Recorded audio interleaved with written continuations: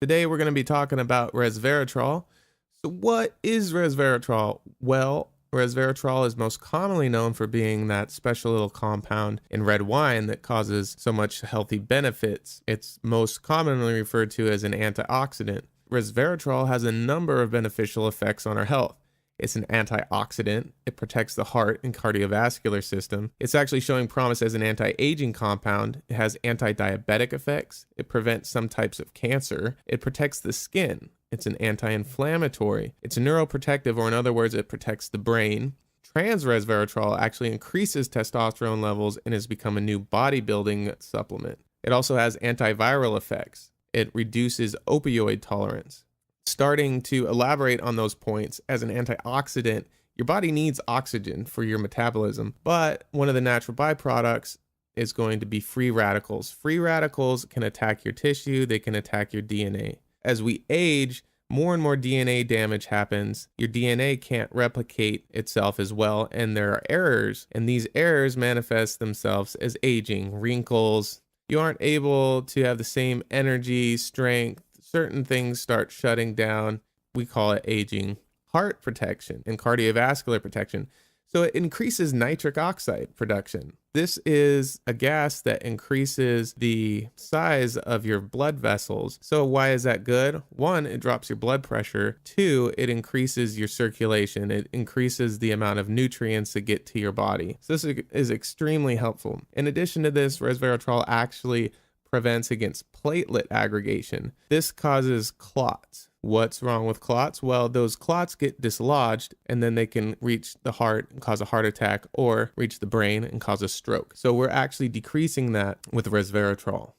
Anti-aging, besides its antioxidant properties that we discussed already, it also activates a group of proteins that have been recently discovered called sirtuins. Sirtuins have been heavily researched by David Sinclair and his pharmaceutical company that are trying to create a product that can actually reverse aging and prevent it. And what these do is they stop genes that turn on as we grow older. These genes flip on and naturally start the aging process. Sirtuins block those genes from ever becoming activated. So it's almost like a chain reaction. The sirtuins prevent activation of the aging genes. Resveratrol activates these sirtuin proteins so they can help the anti-aging. So resveratrol to sirtuins equals anti-aging. Cancer. Let's take a look at that. In lab studies involving mice, melanomas were actually prevented by topically placing resveratrol onto their skin. Now, if they took the resveratrol orally by mouth, then it did not prevent the cancer. So it was important that it was topically applied.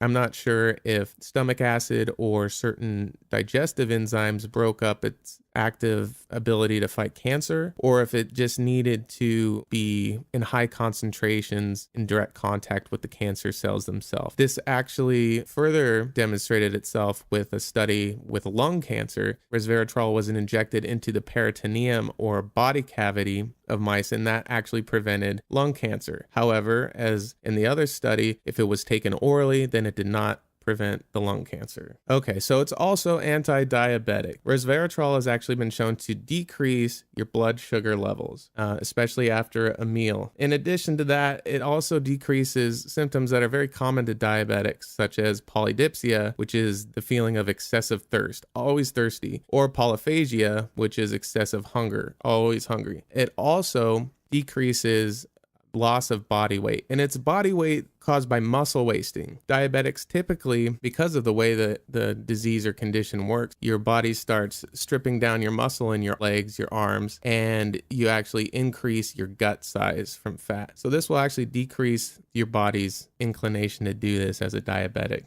So skin, it protects the skin. It protects it against harmful UV radiation. It's actually being started to be used in body products, not only as a skin protectant. I imagine they'll start to be using it as sunscreen, but it's used in a lot of beauty products to enhance the skin's natural radiance, that type of thing. It actually, when combined with metformin, protects against collagen degradation. Collagen is what gives your skin its elasticity.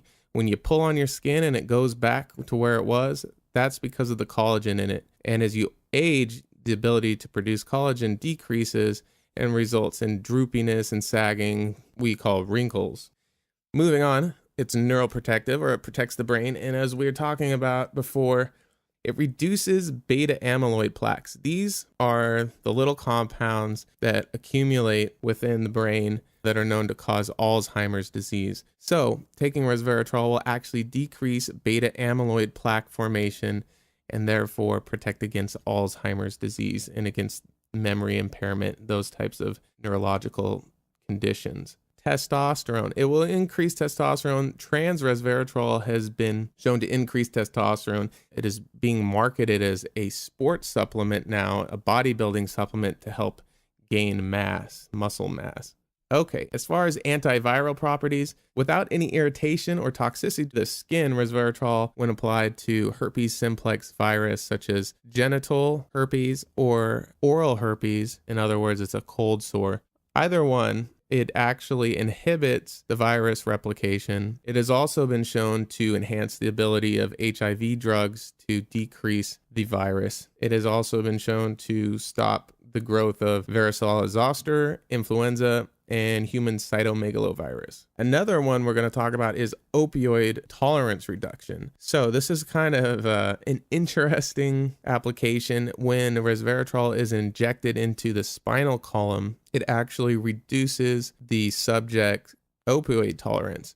Opioids are heroin, morphine, things that latch onto the opioid receptors in our brains and give us the pleasure through dopamine release. Well, after a prolonged exposure to these drugs, tolerance builds up and withdrawal symptoms are extremely painful and hard to deal with. Injecting the spinal column with resveratrol apparently will decrease this opioid tolerance. Well, there you have it, resveratrol, a very interesting compound with a lot of health benefits, potential health benefits.